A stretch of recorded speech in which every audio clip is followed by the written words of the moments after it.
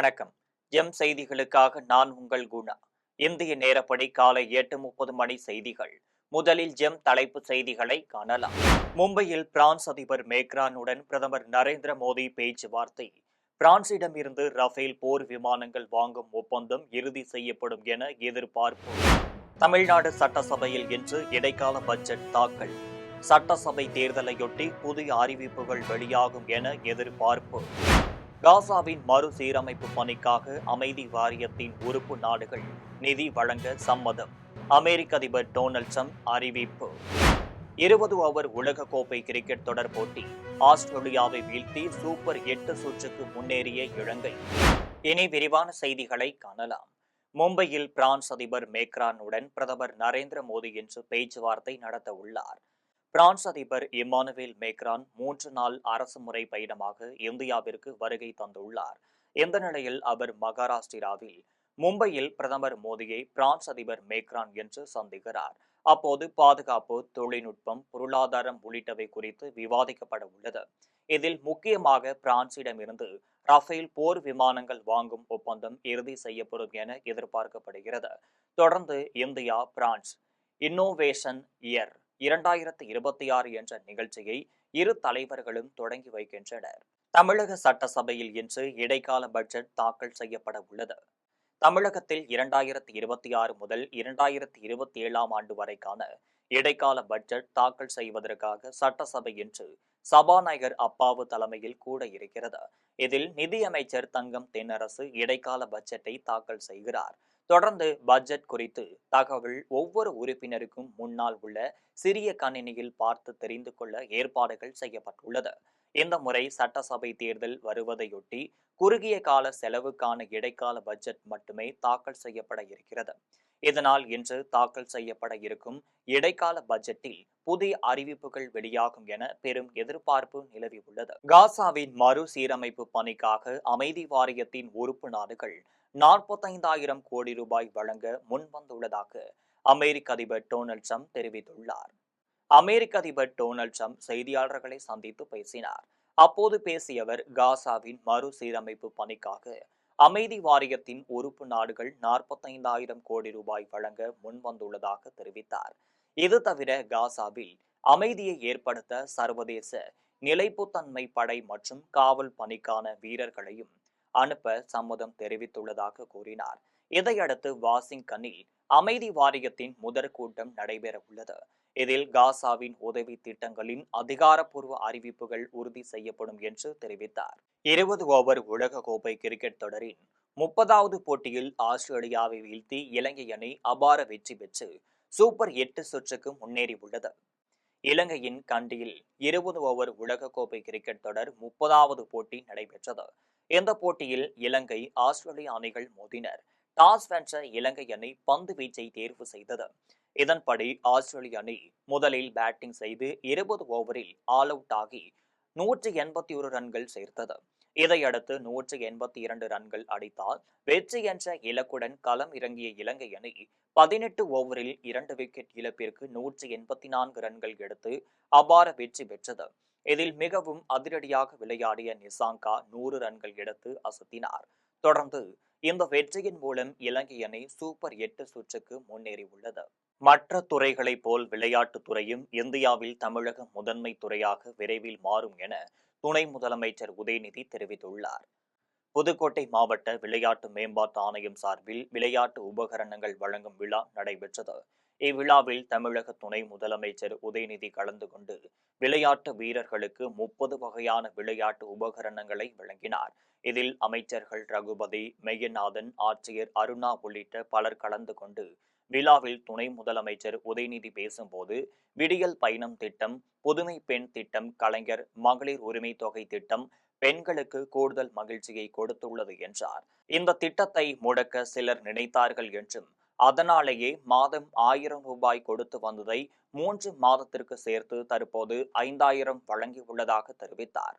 ஒரு காலத்தில் சர்வதேச போட்டிகளை வேடிக்கை மட்டுமே பார்த்து வந்த நம் வீரர்கள் தற்போது அரசின் முன்னெடுப்புகளால் சர்வதேச, தேசிய போட்டிகளில் வெற்றி பெறும் வாய்ப்பை முதல்வர் ஏற்படுத்தியுள்ளார் என கூறினார்.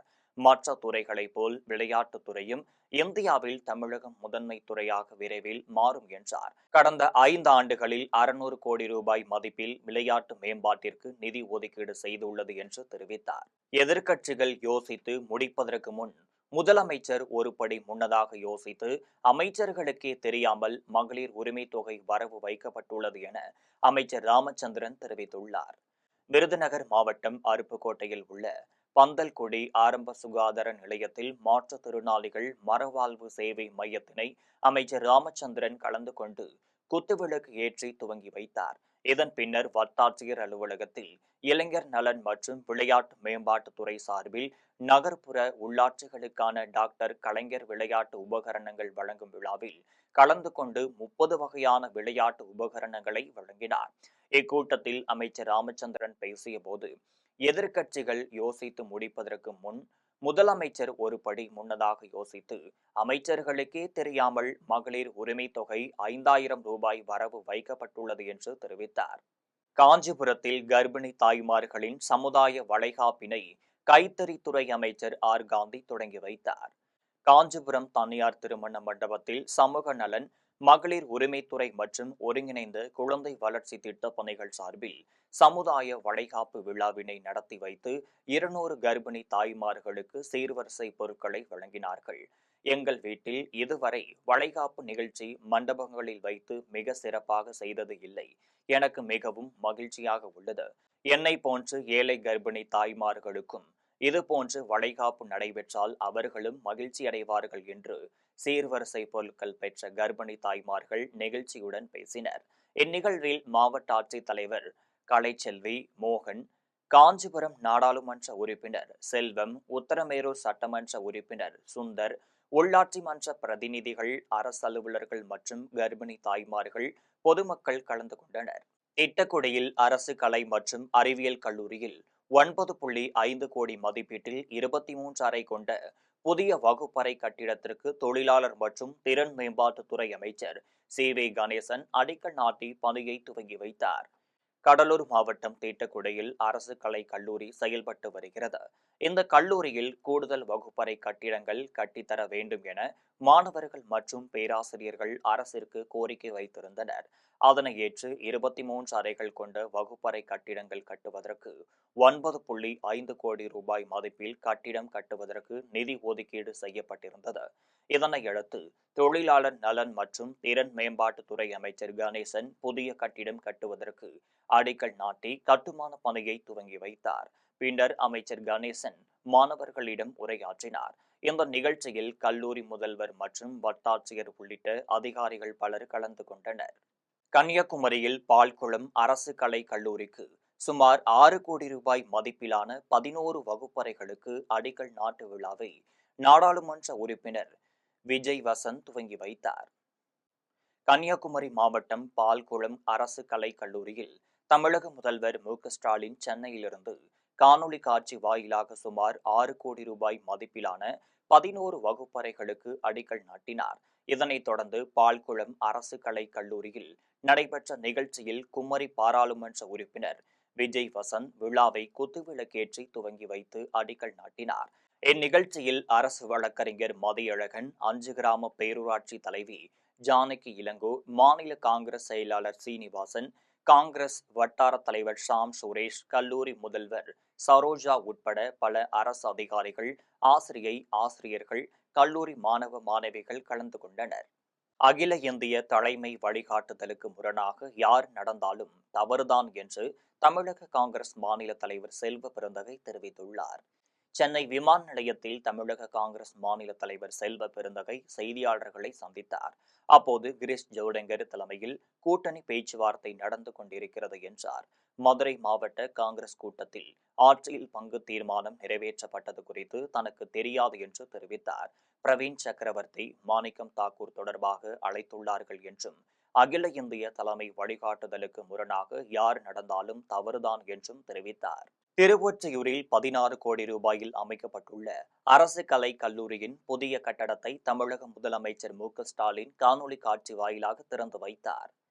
சென்னை திருவொற்றையூரில் 16 கோடி ரூபாயில் அமைக்கப்பட்டுள்ள அரசு கலை கல்லூரியின் புதிய கட்டடத்தை தமிழக முதலமைச்சர் மு.க.ஸ்டாலின் காணொலி காட்சி வாயிலாக திறந்து வைத்தார். இந்நிகழ்ச்சியில் திருவொற்றையூர் கல்லூரி வளாகத்தில் சட்டமன்ற உறுப்பினர் சங்கர் தலைமை வகித்தார். பின்னர் கல்லூரி வளாகத்தில் பலூன்களை பறக்கவிட்டு உற்சாக வரவேற்பு அளித்தனர். இதையடுத்து கல்லூரி வளாகத்தில் குத்துவிளக்கு ஏற்றி வைத்து பேராசிரியர்கள் சால்வை அணிவித்தும் கல்லூரி சார்பில் சட்டமன்ற உறுப்பினருக்கு மரியாதை செலுத்தப்பட்டது. நிகழ்ச்சியில் மண்டல குழு தலைவர் தனியரசு, வரதராஜன், கல்லூரி முதல்வர் விஜயா, கல்லூரி மாணவர்கள் மற்றும் பேராசிரியர்கள் என ஏராளமானோர் கலந்து கொண்டனர். கரூரில் 4 கோடி ரூபாய் மதிப்பீட்டில் பல்வேறு வளர்ச்சி திட்ட பணிகளுக்கான பூமி பூஜையில் முன்னாள் அமைச்சர் செந்தில் பாலாஜி பங்கேற்று பணிகளை தொடங்கி வைத்தார். கரூர் மாவட்டம் தாந்தோணி ஊராட்சி ஒன்றியத்திற்குட்பட்ட பகுதிகளில் 4 கோடி ரூபாய் மதிப்பீட்டில் சுமார் 17 பணிகளுக்கான பூமி பூஜை விழா நடைபெற்றது. இவ்விழாவில் மாவட்ட ஆட்சியர் தங்கவேல் தலைமை வகித்தார். இந்நிகழ்ச்சியில் முன்னாள் அமைச்சர் செந்தில் பாலாஜி சிறப்பு அழைப்பாளராக பங்கேற்று தார் சாலை அமைத்தல், சிமெண்ட் சாலை அமைத்தல், கழிவுநீர் வடிகால் வசதி அமைத்தல் உள்ளிட்ட பணிகளுக்கான பூமி பூஜை பணிகளை தொடங்கி வைத்தார். இந்நிகழ்வில் திமுக கட்சி நிர்வாகிகள், பொதுமக்கள் என ஏராளமானோர் பலர் கலந்து கொண்டனர். ஆட்சி அதிகாரத்தில் பங்கு வேண்டும் என பெரும்பாலான தொண்டர்கள் விரும்புவது தவறு இல்லை என தமிழ்நாடு காங்கிரஸ் கமிட்டியின் மாநில துணைத் தலைவர் சதா சிவலிங்கத்தின் பேச்சால் திமுக கூட்டணி கட்சியினரிடையே பெரும் சலசலப்பை ஏற்படுத்தியுள்ளது. திருவள்ளூர் மாவட்டம் பொன்னேரியில் அகில இந்திய காங்கிரஸ் கட்சியின் சார்பில் பொன்னேரி சட்டமன்ற தொகுதி நிர்வாகிகளின் ஆலோசனைக் கூட்டம் நடைபெற்றது. இதில் திருவள்ளூர் வடக்கு மாவட்ட தலைவர் சசிகுமார், சட்டமன்ற உறுப்பினர் துரை சந்திரசேகர் ஆகியோர் தலைமை வகித்தனர். இந்நிகழ்ச்சியில் சிறப்பு அழைப்பாளர்களாக நாடாளுமன்ற உறுப்பினர் சசிகாந்த் செந்தில், தமிழ்நாடு காங்கிரஸ் கமிட்டி மாநில துணைத் தலைவர் சதா சிவலிங்கம் ஆகியோர் கலந்து கொண்டனர். இக்கூட்டத்தில் தமிழ்நாடு காங்கிரஸ் கமிட்டியின் மாநில துணைத் தலைவர் சதா சிவலிங்கம் பேசியபோது, ஆட்சி அதிகாரத்தில் பங்கு வேண்டும் என பெரும்பாலான தொண்டர்கள் விரும்புவது தவறு இல்லை என்றும், தமிழ்நாடு காங்கிரஸ் கமிட்டியின் மாநில துணைத் தலைவர் டி.எல். சதாசிவலிங்கத்தின் பேச்சால் திமுக கூட்டணி கட்சியினர் இடையே சலசலப்பு ஏற்பட்டது. தலைவர் ராகுல் காந்தி பிரதமராக வேண்டும் என்பதற்காக சகித்துக் கொண்டு தேர்தல் பணி ஆற்றுவோம் என கூறினார். கால சூழல் அதேபோன்று நிலை தற்போது நடிகர் விஜயால் ஏற்பட்டுள்ளது என்றும், விஜயை சாதாரணமாக நினைத்துவிடக் கூடாது என்று தெரிவித்தார். திருவெண்ணெய்நல்லூர் அருகே பட்டியலின மக்கள் வீட்டுமனை பட்டா வழங்க வேண்டும் என மாவட்ட நிர்வாகத்திடம் கோரிக்கை விடுத்துள்ளனர். விழுப்புரம் மாவட்டம் திருவெண்ணெய்நல்லூர் அருகே டி. எடையபாளையம் கிராமத்தில் பட்டியலின மக்கள் சுமார் 30 ஆண்டுகளுக்கு மேலாக வசித்து வருகின்றனர். இதில் பட்டியலின மக்கள் வீட்டுமனை பட்டா வழங்க வேண்டும் என துறை சார்ந்த அதிகாரிகள் மற்றும் மாவட்ட நிர்வாகத்திற்கு கோரிக்கை வைத்தனர். இது தொடர்பாக நடவடிக்கை எடுக்காத பட்சத்தில் சாலை மறியலில் ஈடுபட போவதாக எச்சரிக்கை விடுத்தனர். மன்னார்குடி அருகே தனிநபர் ஒருவர் பாதையை ஆக்கிரமித்துள்ளதால் அறுவடைக்கு தயாராக உள்ள நெற்பயிர்களை அறுவடை செய்ய முடியாமல் விவசாயிகள் வேதனையடைந்து வருகின்றனர். திருவாரூர் மாவட்டம் முழுவதும் சம்பா தாளடி அறுவடை பணிகள் தீவிரமடைந்து வருகிறது. அந்த வகையில் திருவாரூர் மாவட்டம் மன்னார்குடி அருகே உள்ள தலையாமங்கலம் கிராமத்தில் விவசாயிகள், விவசாய கூலி தொழிலாளர்கள் வாழ்ந்து வருகின்றனர். சுமார் 1000 ஏக்கர் பரப்பளவில் சம்பா தாளடி பணிகளை மேற்கொண்டு வந்தனர். தற்போது நெற்பயிர்கள் அறுவடைக்கு தயாராக உள்ள நிலையில் அதே கிராமத்தைச் சேர்ந்த அருள்ஜோதி என்பவர் சாலை ஓரமாக ஒரு இடத்தை ஆக்கிரமித்து உள்ளார். இதனால் இந்த இடத்தின் வழியாக யாரும் அறுவடை இயந்திரத்தை கொண்டு செல்லக்கூடாது என அறுவடைக்கு சென்ற அறுவடை இயந்திரத்தை தடுத்து நிறுத்தியுள்ளார். இதனால் அறுவடைக்கு தயாராக உள்ள நெற்பயிர்களை அறுவடை செய்ய முடியாத நிலையில் விவசாயிகள் இருந்து வருவதால் உடனடியாக இந்த பகுதி விவசாயிகள் வாழ்வாதாரத்தை பாதுகாக்கும் வகையில் மாவட்ட ஆட்சியர் உடனடியாக நடவடிக்கை எடுத்து விவசாயிகள் அறுவடை செய்ய நடவடிக்கை எடுக்க வேண்டும் என அந்த பகுதி பொதுமக்கள் கோரிக்கை விடுத்துள்ளனர். ஆனால் ஆண்டாண்டு காலமாக அவங்க காலத்திலேருந்தே இந்த வயலில் பிரச்சனை நடந்துக்கிட்டு தான் இருக்குது. எப்போ பார்த்தாலும் விதை விடும் போதும் சரி, டிராக்டர் விடும் போதும் சரி, நடவு நடும்போதும் சரி, அறுப்பறுக்கும் போதும் சரி, அவங்க எப்போ பார்த்தாலும் பாதை விட மாட்டேன்னு பிரச்சனை பண்ணிக்கிட்டே தான் இருப்பாங்க. நாங்கள் மீறி பண்ணுனா வண்டிக்கும் கீழே அவங்க படுத்துருவாங்க. அவங்க பேர் அருள்ஜோதி கார்த்திகாராணி, மொத வயக்காரவங்க. இப்படி தவறும் பட்சத்தில் அறுப்பறுக்க முடியாத சூழ்நிலையில் ஒவ்வொரு வருஷமும் நாங்கள் போய் அவங்கள்ட்ட கெஞ்சிக்கிட்டு நிற்கும்போது அவங்க என்ன பண்ணுறாங்கன்னா, அவங்க காலில் உழுவாத குறை தான் அப்படி செய்யும்போது நீ மட்டும்தான் அந்த வயலில் அறுப்பு இருக்கணும் ஆளாயிட்டோம். என்னோட தாலி செயின் அடவு வச்சு தான் நான் வந்து இந்த விவசாயத்தில் போட்டிருக்கேன். எங்கள் வீட்டுக்காரவங்க வருஷத்தில் 3 தடவையோ 4 தடவையோ தான் வந்துக்கிட்டு இருக்காங்க. அவங்க அங்கே தினக்கூலிக்கு போயிட்டுருக்காங்க. நான் 2 சின்ன பிள்ளைங்கள வச்சுக்கிட்டு இந்த விவசாயத்தை பண்ணிக்கிட்டு இருக்கேன். அப்போ நான் எவ்வளோ மன கஷ்டத்துலையும் எவ்வளோ போராட்டத்துலையும் இதை பண்ணுவேங்கிறது அதோட கஷ்டம் எனக்கு தான் தெரியும். போரூர் ஏரியில் 14 வயது சிறுவன் சடலமாக மீட்கப்பட்டது தொடர்பாக காவல்துறையினர் விசாரணை மேற்கொண்டு வருகின்றனர். சென்னை போரூர் ஏரியில் சடலம் ஒன்று மிதப்பதாக காவல்துறையினருக்கு தகவல் கிடைத்தது. இதையடுத்து சம்பவ இடத்திற்கு வந்த போரூர் காவல்துறையினர் மீட்பு குழுவினரின் உதவியுடன் சடலத்தை மீட்டனர். அப்போது அது ஒரு சிறுவன் என்பது தெரியவந்தது. இது தொடர்பாக விசாரணை மேற்கொண்டதில் இறந்தது காட்டுப்பாக்கத்தைச் சேர்ந்த சிறுவன் சந்தீப் என்பது கண்டுபிடிக்கப்பட்டது. இதை தொடர்பாக சிறுவனின் உடலை கைப்பற்றி உடற்கூராய்விற்காக கீழ்ப்பாக்கம் அரசு மருத்துவமனைக்கு காவல்துறையினர் அனுப்பி வைத்தனர். சிறுவனின் இறப்பு குறித்து காவல்துறையினர் பல்வேறு கோணங்களில் தீவிர விசாரணை மேற்கொண்டு வருகின்றனர். திருநள்ளாற்றில் உள்ள தர்பானேஸ்வரர் சுவாமி ஆலயத்தில் மகா சிவராத்திரி விழா மிக சிறப்பாக நடைபெற்றது. புதுச்சேரி மாநிலம் திருநள்ளாற்றில் உள்ள தர்பானேஸ்வரர் சுவாமி ஆலயத்தில் மகா சிவராத்திரியை முன்னிட்டு மூலவருக்கு 4 கால சிறப்பு அபிஷேக ஆராதனைகள் நடைபெற்றது. ஆலய வளாகத்தில் அலங்கரிக்கப்பட்ட தங்க ரிஷப வாகனத்தில் தர்பானேஸ்வரர் மற்றும் பிரணாம்பிகை அம்பாள் எழுந்தருளி பக்தர்களுக்கு அருள்பாலித்தனர். இதில் ஏராளமான பக்தர்கள் தரிசனம் செய்தனர். மேல் மலையனூரில் உள்ள அங்காளம்மன் ஆலயத்தில் மாசி திருவிழாவை முன்னிட்டு மயான கொள்ளை நிகழ்ச்சியில் திரளான பக்தர்கள் கலந்து கொண்டு நேர்த்திக்கடன் செலுத்தினர். விழுப்புரம் மாவட்டம் மேல் மலையனூரில் அருள்மிகு அங்காளம்மன் ஆலயத்திற்கு நாள்தோறும் ஆயிரக்கணக்கான பக்தர்கள் வருகை தந்து அம்மனை தரிசனம் செய்கின்றனர். இந்த நிலையில் வருடந்தோறும் நடைபெறும் மாசி பெருவிழா கொடியேற்றத்துடன் துவங்கிய நிலையில் இதன் 2ஆம் நாள் நிகழ்வாக சிவனுக்கு பிரம்மஹத்தி தோஷத்தை, அங்காளம்மன் வடிவில் பார்வதி தேவி தோஷத்தை ஆக்ரோஷமாக மயானத்தில் நீக்கிய நிகழ்வாக கூறப்படும் மயான கொள்ளை விழா வெகு விமர்சையாக நடைபெற்றது. பக்தர்கள் கையிலிருந்த சில்லறைகள், தானிய வகைகள், சேவல்கள் உள்ளிட்டவைகளை சூறையிட்டு தங்கள் நேர்த்திக் கடனை செலுத்தினர். இந்நிகழ்வில் பல்லாயிரக்கணக்கான பக்தர்கள் கலந்து கொண்டு அம்மனுக்கு நேர்த்திக் கடன் செலுத்தி தங்கள் வேண்டுதல்களை நிறைவேற்றினர். ஆரணியில் புதிதாக அமைக்கப்பட்ட கலையரங்கத்தையும் பக்க கால்வாயையும் சட்டமன்ற உறுப்பினர் ராமச்சந்திரன் மக்கள் பயன்பாட்டிற்கு திறந்து வைத்தார். திருவண்ணாமலை மாவட்டம் ஆரணியில் உள்ள நேத்தம்பாக்கத்தில் 21 லட்சம் ரூபாய் மதிப்பில் கலையரங்க கட்டிடமும் பக்கல் கால்வாயும் அமைக்கப்பட்டது. இதனை சட்டமன்ற உறுப்பினர் ராமச்சந்திரன் மக்கள் பயன்பாட்டிற்காக திறந்து வைத்தார். இந்நிகழ்வில் முன்னாள் ஊராட்சி மன்ற தலைவர் வாசு, முன்னாள் ஒன்றிய குழு உறுப்பினர் கவிதா பாபு உட்பட கழக நிர்வாகிகள் பலர் கலந்து கொண்டு பொதுமக்களுக்கு இனிப்புகளை வழங்கினர். சென்னை ஆர்கே நகரில் ரூபாய் 12 கோடி மதிப்பீட்டில் சமத்துவ இடுகாடு அமைக்கும் பணியினை சட்டமன்ற உறுப்பினர் எபினேசர் துவங்கி வைத்தார். சென்னை ஆர்கே நகர் தொகுதிக்குட்பட்ட நேதாஜி நகர், எழில் நகர், கொருக்குப்பேட்டை உள்ளிட்ட பகுதிகளில் வசித்து வரும் மக்களின் குடும்பங்களில் ஏதாவது இறப்பு ஏற்பட்டால் நல்லடக்கம் செய்வதற்கு மயான பூமி இல்லாத காரணத்தால் 40 ஆண்டு காலமாக பெரும் சிரமத்திற்குள்ளாகியுள்ளனர்.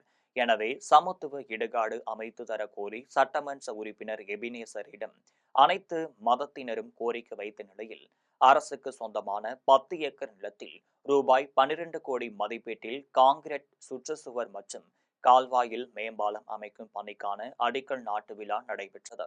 இந்த நிகழ்ச்சியில் ஆர்கே நகர் சட்டமன்ற உறுப்பினர் எபினேசர் சமத்துவ இடுகாடு அமைக்கும் பணியினை அடிக்கல் நாட்டி துவங்கி வைத்தார். மேலும் மண்டல குழு தலைவர் நேதாஜி கணேசன், பகுதி செயலாளர் ஜெபதாஸ் பாண்டியன், லட்சுமணன் உட்பட நிர்வாகிகள் பலர் கலந்து கொண்டனர்.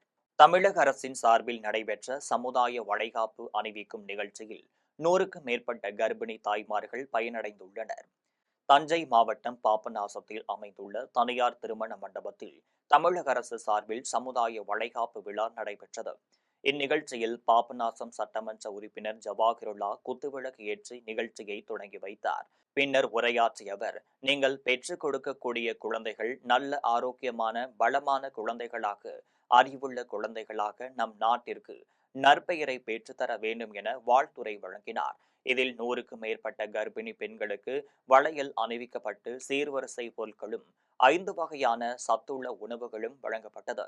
இந்நிகழ்ச்சியில் குழந்தை வளர்ச்சி திட்ட அலுவலர் வித்ய பிரபா, மருத்துவர் தேவதர்ஷினி, அங்கன்வாடி பணியாளர்கள் மற்றும் பயனாளிகள் உட்பட பலர் கலந்து கொண்டனர்.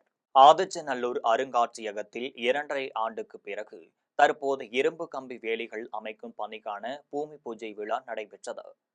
தூத்துக்குடி மாவட்டம் ஆதிச்சநல்லூரில் உலகம் தரம் வாய்ந்த அருங்காட்சியகம் அமைக்கப்படும் என்று 2021ஆம் ஆண்டு மத்திய பட்ஜெட்டில் நிதியமைச்சர் நிர்மலா சீதாராமன் அறிவித்தார். இதன் பிறகு அந்த பணிகள் அப்படியே கிடப்பில் போடப்பட்டன. இதற்கிடையில் கடந்த 2023ஆம் ஆண்டு ஆதிச்சநல்லூருக்கு வருகை தந்த மத்திய நிதியமைச்சர் நிர்மலா சீதாராமன் இந்தியாவின் முதல் சைட் மியூசியத்தை திறந்து வைத்து உலகத்தரம் வாய்ந்த அருங்காட்சியகத்திற்கு அடிக்கல் நாட்டி சென்றார். இந்த நிலையில் தற்போது முதற்கட்டமாக 80 லட்சம் ரூபாய் மதிப்பில் தொடங்கப்பட்ட உலகத்தரம் வாய்ந்த அருங்காட்சியகம் அமைக்கும் இடத்தை சுற்றி இரும்பு வேலிகள் அமைப்பதற்கான பூமி பூஜைகள் நடைபெற்றன. இதில் மத்திய தொல்லியல் துறை திருச்சி மண்டல இயக்குனர் அறவாளி மற்றும் தொல்லியல் துறை அதிகாரிகள் பலர் கலந்து கொண்டனர். சென்னை வானகரத்தில் உள்ள பாலிடெக்னிக் கல்லூரியின் பட்டமளிப்பு விழாவில் ஐஐடி மெட்ராஸ் சிஇஓ பங்கேற்று பட்டங்களை வழங்கினார். சென்னை வானகரத்தில் உள்ள தனியார் பாலிடெக்னிக் கல்லூரியில் 17ஆம் ஆண்டு பட்டமளிப்பு விழா நடைபெற்றது. இதில் 116 மாணவர்களுக்கு பட்டங்களும் பிரியார்த்தனா என்ற பெயரில் பண பரிசுகளும் வழங்கப்பட்டன. இந்த கல்லூரியில் பயின்ற மாணவர்கள் உலகளவில் சிங்கப்பூர், துபாய் மற்றும் ஜெர்மனி போன்ற நாடுகளில் பணியாற்றி வருவது குறிப்பிடத்தக்கது. இந்த பட்டமளிப்பு விழாவில் சிறப்பு விருந்தினராக ஐஐடி மெட்ராஸின் தலைமை நிர்வாக அதிகாரி ராம் கௌதம் ராவ் கலந்து கொண்டு மாணவர்களுக்கு பட்டங்களை வழங்கினார். தமிழ்நாடு வீட்டு வேலை தொழிலாளர்கள் நல அறக்கட்டளை ஜெயின் ஜோசப் கல்வி நிறுவன குழுமத்துடன் இணைந்து நம்பிக்கையின் நாள் 2026 என்ற சிறப்பு நிகழ்ச்சி நடைபெற்றது. சென்னை செம்மஞ்சேரி தமிழ்நாடு வீட்டு வேலை தொழிலாளர்கள் நல அறக்கட்டளை சார்பில் நம்பிக்கையின் நாள் 2026 என்ற சிறப்பு நிகழ்ச்சி நடைபெற்றது. இந்நிகழ்வில் நகர்ப்புற பின்தங்கிய சமுதாயங்களைச் சேர்ந்த வீட்டு வேலை தொழிலாளர்கள் குழந்தைகளின் ஆரோக்கியம், ஊட்டச்சத்து, பாதுகாப்பு மற்றும் அரசியல் அமைப்பு உரிமைகள் குறித்த விழிப்புணர்வை மேம்படுத்தும் வகையில் நடைபெற்றது. இதில் சென்னையின் பல்வேறு பகுதிகளில் இருந்தும் சுமார் 800 குழந்தைகள் பங்கேற்றனர். தொடர்ந்து குழந்தைகளின் கலை மற்றும் அறிவியல் கண்காட்சிகளும் கலை நிகழ்ச்சிகளும் நடைபெற்றது. இதில் சென்னை வருமான வரி ஆணையர் நந்தகுமார் மற்றும் சென்னை மாநகர காவல் கூடுதல் ஆணையர் கபில்குமார், சரத்கர் இவர்களுடன் ஜெயின் ஜோசப் கல்வி நிறுவன குழுமத்தின் தலைவர் டாக்டர் பாபு மனோகரன் ஆகியோர் கலந்து கொண்டு சிறப்பித்தனர். தச்சு தேர்வுகள் கணினியில்தான் என்ற அறிவிப்பை தமிழக அரசு திரும்ப பெற வேண்டும் என தச்சு பள்ளி உரிமையாளர்கள் கோரிக்கை விடுத்துள்ளனர். 100 ஆண்டுகளாக இயங்கி வரும் தச்சு பள்ளிகளை மூடும் வகையில் தச்சு தேர்வுகள் எல்லாமே கணினியில்தான் நடைபெறும் என்று தமிழக அரசு அறிவித்தது. இதனால் தமிழகம் முழுவதிலும் உள்ள 6000 தச்சு பள்ளிகளை மூடும் அபாய நிலை உருவாகியுள்ளது. தச்சு பள்ளியை நம்பிக்கை உள்ள குடும்பங்களின் வாழ்வாதாரத்தை கருத்தில் கொண்டு இந்த அறிவிப்பை திரும்ப பெற வேண்டும் என்று தூத்துக்குடி மாவட்ட வணிகவியல் பள்ளி சங்கத்தினர் மற்றும் கோவில்பட்டி வட்டார தச்சு தேர்வு மைய பொறுப்பாளர்கள் சேர்ந்து கோவில்பட்டியில் முன்னாள் அமைச்சரும் சட்டமன்ற உறுப்பினருமான கடம்பூர் ராஜுவை சந்தித்து தங்களது கோரிக்கை மனுவை வழங்கினர். சைதாப்பேட்டையில் ஓய்வூதிய அரசாணை கோரி ஊராட்சி செயலாளர் சங்கத்தினர் ஆர்ப்பாட்டத்தில் ஈடுபட்டனர். சென்னை சைதாப்பேட்டையில் பனைகள் மாளிகை அருகே தமிழ்நாடு ஊராட்சி செயலாளர் சங்கத்தினர் 21வது நாளாக தங்களது போராட்டத்தினை மாநில தலைவர் ஜான் போஸ்கோ பிரகாஷ் தலைமையில் நடத்தி வருகின்றனர். இந்த ஆர்ப்பாட்டத்தில் உறுதியளிக்கப்பட்ட ஓய்வூதிய திட்டத்திற்கான அரசாணையை வெளியிடும் வரை தொடர் போராட்டத்தில் ஈடுபட போவதாக தமிழ்நாடு அரசை வலியுறுத்தி முழக்கமிட்டனர். ஆனால் ஆர்ப்பாட்டத்தில் ஈடுபட்ட 1200க்கும் மேற்பட்டோரை காவல்துறையினர் கைது செய்தனர். குன்றத்தூர் அருகே பொழுதுபோக்கு அம்சங்களுடன் செயல்பட்டு வரும் தனியார் டாஸ்மாக் கடையை எதிர்த்து போராட்டத்தில் ஈடுபட்டதால் பரபரப்பு ஏற்பட்டது. குன்றத்தூர் நந்தம்பாக்கம் பகுதியில் பொழுதுபோக்கு வசதிகளுடன் கூடிய தனியார் மதுபான கடை செயல்பட்டு வருகிறது. இதற்கு எதிர்ப்பு தெரிவித்து அப்பகுதி மக்கள் மற்றும் கம்யூனிஸ்ட் கட்சி, அம்பேத்கர் மக்கள் நீதி இயக்கம், முஸ்லிம் அமைப்புகள் உள்ளிட்ட பல்வேறு அமைப்புகள் ஒன்றிணைந்து மதுக்கடை செயல்படுவதற்கு எதிர்ப்பு தெரிவித்து ஆர்ப்பாட்டத்தில் ஈடுபட்டனர். மேலும் மதுக்கடையை மூடுவது குறித்து டாஸ்மாக் அதிகாரிகள் பேச்சுவார்த்தை நடத்த முன் வராததால் பொதுமக்கள் திடீரென ஸ்ரீபெரும்புதூர் சாலை மறியல் போராட்டத்தில் ஈடுபட்டனர். இதனால் போலீசாருக்கும் ஆர்ப்பாட்டக்காரர்களுக்கும் இடையே வாக்குவாதம் ஏற்பட்டது. மேலும் இந்த டாஸ்மாக் கடை தொடர்ந்து செயல்பட்டால் பல்வேறு போராட்டங்களில் ஈடுபட போவதாகவும் பொதுமக்கள் தெரிவித்தனர். இதையடுத்து பாதுகாப்பு பணியில் ஈடுபட்டிருந்த திருமுடிவாக்கம் போலீசார் மறியலில் ஈடுபட்டவர்களை குண்டுக்கட்டாக கைது செய்து அருகில் இருந்த தனியார் திருமண மண்டபத்தில் தங்க வைக்கப்பட்டுள்ளனர். இந்த சம்பவத்தால் அந்த பகுதியில் சிறிது நேரம் பரபரப்பு ஏற்பட்டது. தமிழக அரசு சார்பில் வழங்கப்பட்ட மகளிர் உரிமை தொகை 5,000 ரூபாயை மீண்டும் எடுத்துக் கொள்வதாக ஏற்பட்ட புரளியால் பரபரப்பு ஏற்பட்டது. தமிழக அரசு சார்பில் மகளிர் உரிமை தொகை 3,000 மற்றும் கோடை காலத்திற்கு 2,000 என மொத்தம் 5,000 ரூபாய் கடந்த வாரம் 1.30 கோடி குடும்ப அட்டைதாரர்களுக்கு வரவு வைக்கப்பட்டது. கடந்த வாரம் வெள்ளிக்கிழமை வங்கியில் பணம் வரவு வைக்கப்பட்டதை தொடர்ந்து சனி மற்றும் ஞாயிற்றுக்கிழமை 2 நாட்களும் விடுமுறை தின என்பதால் பணத்தை பொதுமக்கள் எடுக்க முடியாத நிலை ஏற்பட்டது.